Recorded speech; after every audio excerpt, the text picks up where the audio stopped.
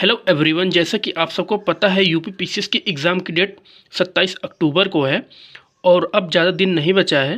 तो आप अभी तक जितना आपने पढ़ा है उसको आप रिवाइज़ करिए एंड पीवाईक्यू पे ज़्यादा फोकस करिए। जो 10 इयर्स पीवाईक्यू है उसको देखिए और एंड सीसेट पे अच्छे से फोकस करिए। और मैं एक आपको सूचना दे रहा हूँ, जो कि ये सूचना इस चीज़ से रिलेटेड है, जो कि अभी कुछ दिन पहले आयोग का एक नोटिस जारी हुआ था जिसमें लिखा था उन्होंने सत्ता यूपी पीसीएस की एग्ज़ाम की डेट दो डेट पे होगी, एक 26 अक्टूबर, एक 27 अक्टूबर को।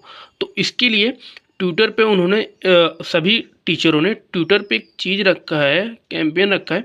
इसके थ्रू आपको ये चीज़ करनी है कि आपको ट्वीट करना है कि जो हमारा एग्ज़ाम है वो एक ही डेट को हो, 27 अक्टूबर को। नहीं तो अगर 26 तारीख एंड 27 तारीख को होगा तो नॉर्मलाइजेशन का फ़ायदा कुछ ना कुछ लोगों को मिल सकता है।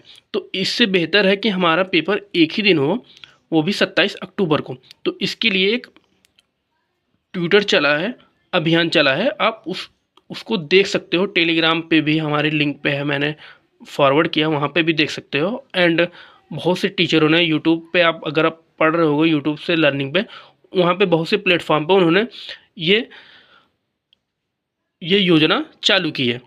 तो इसकी अब देर न करते हुए अब हम आते हैं अपने टॉपिक पे। आज का हमारा जो टॉपिक है, हम पीवाईक्यू कराते हैं 2021 के यूपी पीसीएस के एग्ज़ाम की डेट का। तो जैसे इसमें हमारे क्वेश्चन दिए हैं,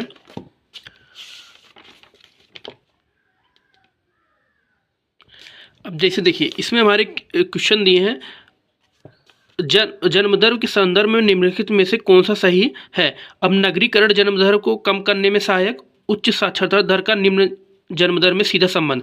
अब इसमें हमें ये मैचिंग करना है, फर्स्ट सही है कि सेकंड सही है। तो इसमें हमारा क्या हो, नगरीकरण जन्म दर को कम करने में सहायक फर्स्ट भी सही है, ऊंची साक्षरता दर का निम्न जन्म दर में सीधा संबंध है। तो इसमें फर्स्ट एंड दोनों सही है। अब उत्तर प्रदेश जनसंख्या नियंत्रण स्थितिकरण और कल्याण विधेयक 2021 के संदर्भ में कौन सा कथन सही है।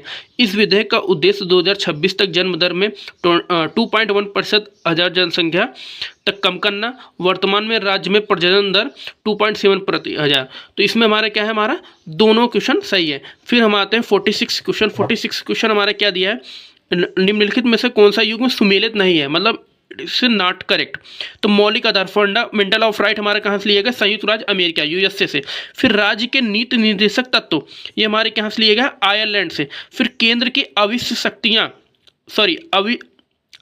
शक्तियाँ, ये इन्होंने इसमें मैचिंग में क्या दिया, हमारा ऑस्ट्रेलिया, जबकि हमारा ये ऑस्ट्रेलिया नहीं है, हमारा केंद्र कहाँ से लिया गया, हमारा कनाडा से। फिर हमारा था आपातकालीन शक्तियाँ, ये हमारा क्या है, ये जर्मनी से। फिर हम आते हैं 47 क्वेश्चन। 47 क्वेश्चन हमारे क्या दिया है, ये हमारा मैचिंग के क्वेश्चन है। मैचिंग के क्वेश्चन अगर आपको एक भी अगर क्वेश्चन में अगर हमारा एक भी ऑप्शन सही आता है ना, तो मैचिंग का क्वेश्चन बहुत इजी होता है। एक या दो अगर हमारे आते हैं तो हमारा मैचिंग का क्वेश्चन आराम से हो जाता है। और मैं एक बार आपको कंठस्थ करूँगा, क्योंकि किसी भी यूपी पीसीएस एग्ज़ाम या आने वाली आगामी आरओ को एग्ज़ाम अगर आप दे रहे हो तो उसमें अगर मैचिंग का क्वेश्चन आता है तो मैचिंग का क्वेश्चन आप छोड़ के मत आइएगा। उसमें आप देखिए एलिमिनेट करोगे आप 100% वो क्वेश्चन आप करके आओगे। अब इसमें इन्होंने क्या दिया, खनिज अन्वेषण अभिकरण और मुख्यालय, तेल व प्राकृतिक गैस आयोग।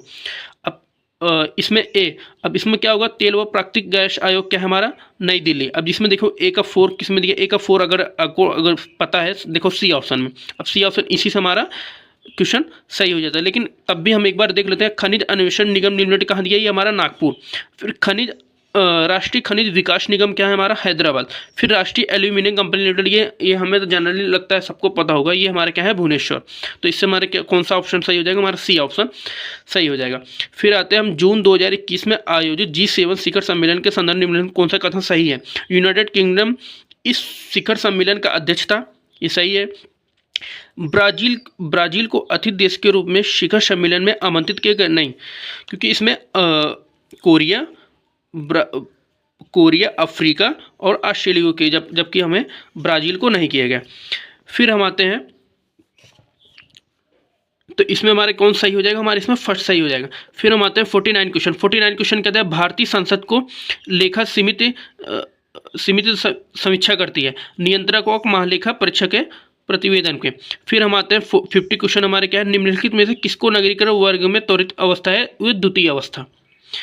फिर हमारा क्या है, राजा रणजीत सिंह ने किस स्थान पर अदालत ए आला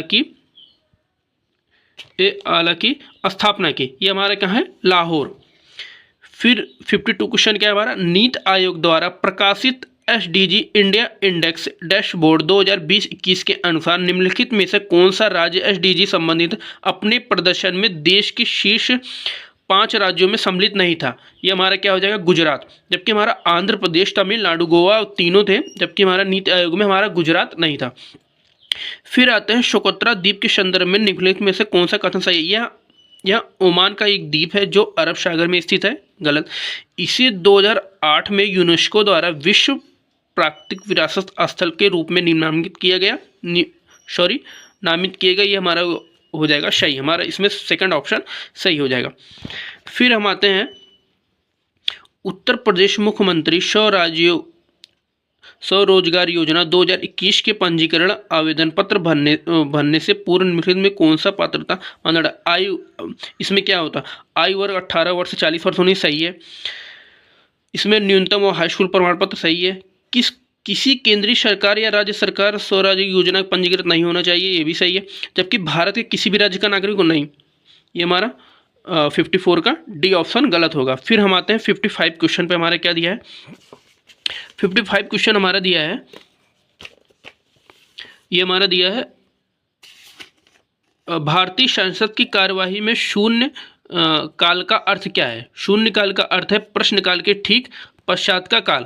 फिर हम आते हैं 57 क्वेश्चन, निम्नलिखित में कौन सा एक सही सुमिलित नहीं है? तो ये हमारा होगा ऋषभनाथ दिया है हमारा, जबकि हमारा इसमें दिया है ऋषभनाथ, वासुपूज शमशेर शिखर, नेमिनाथ, महावीर पावापुरी। अब हमारे इसमें कौन सही नहीं है? महावीर पावापुरी सही है, नेमिनाथ उज्जैन सही है, वासुपूज शमशेर शिखर सही है, जबकि ऋषभनाथ अष्टापद ये हमारा गलत है। फिर हम आते हैं 58 क्वेश्चन, हमारा क्या दिया है, निम्नलिखित में से किसको संयुक्त राज्य अमेरिका में प्रथम महिला ट्रेजरी सेक्रेटरी के रूप में नियुक्त किया? ये जेनेट येलेन।